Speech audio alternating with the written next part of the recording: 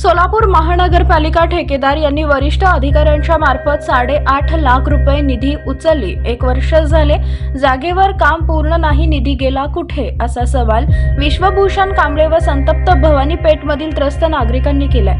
मुकुंदनगर, राजीव गांधी नगर, मराठा वस्ती या लोक दाट वस्तीमध्ये 31 महिला व 20 पुरुष असे मिळून 51 सार्वजनिक शौचालय आहेत। सन 2022 ते 2023 या कालावधीमध्ये दुरुस्तीकरिता 8,44,000 रुपये निधी मंजूर झाला होता। यामध्ये नवीन दुरुस्ती, चेंबर, दरवाजे, पाईपलाईन, पाण्याची टाकी, नळ, बकेट, पडसी, आरसीसी, लोखंडी जाळी हे सर्व दाखवण्यात आले आणि 8,38,000 रुपये ठेकेदारांनी उचलले।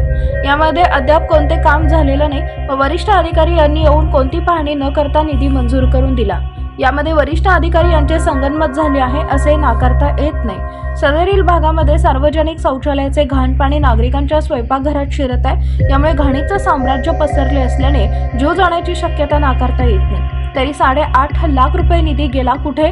संबंधित अधिकारी व ठेकेदारावर कायदेशीर कारवाई झाली पाहिजे व सोलापूर महानगरपालिका आयुक्तांनी स्वतः येऊन पाहणी करावी, अन्यथा शौचालयामधील घाण पाण्याने अधिकाऱ्यांना अंघोळ घालण्यात येईल असा इशारा विश्वभूषण कांबळे व भागातील त्रस्त नागरिक यांनी दिलाय।